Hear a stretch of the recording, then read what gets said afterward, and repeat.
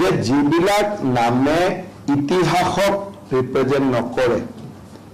তেনেকুৱা নামবিলাক আমি লাহে লাহে পৰিৱৰ্তন কৰি গৈ আছো যেনেকৈ কালাপাহাৰ নামটো কিয় পৰিৱৰ্তন কৰিবলগীয়া হ'ল বুলি তাৰ কোনো কাৰণ নাই কালাপাহাৰ নামটো আমাৰ অসমীয়া বা বঙালী অভিধান ক'তো পোৱা নাযায়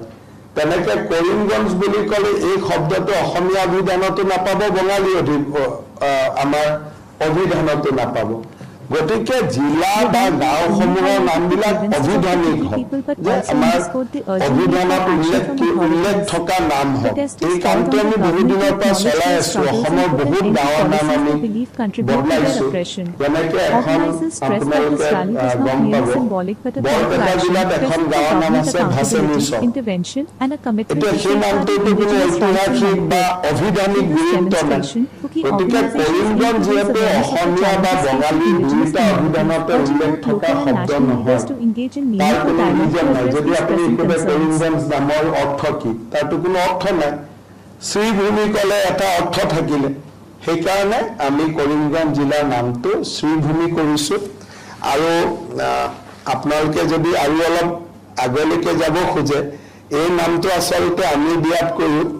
কবিগুৰু ৰবীন্দ্ৰনাথ ঠাকুৰে নিজেই এই নামটো উল্লেখ কৰিছিল এসময়ত যে আমাৰ গোটেই অঞ্চলটো শ্ৰীভূমি বুলিয়ে তেখেতে এটা সময়ত উল্লেখ কৰিছিল 1919 চনত যেতিয়া তেওঁ সিলেট ভ্ৰমণ কৰিছিল তেতিয়া তেওঁ সিলেটক সুন্দৰী শ্ৰীভূমি বুলি কৈছিলে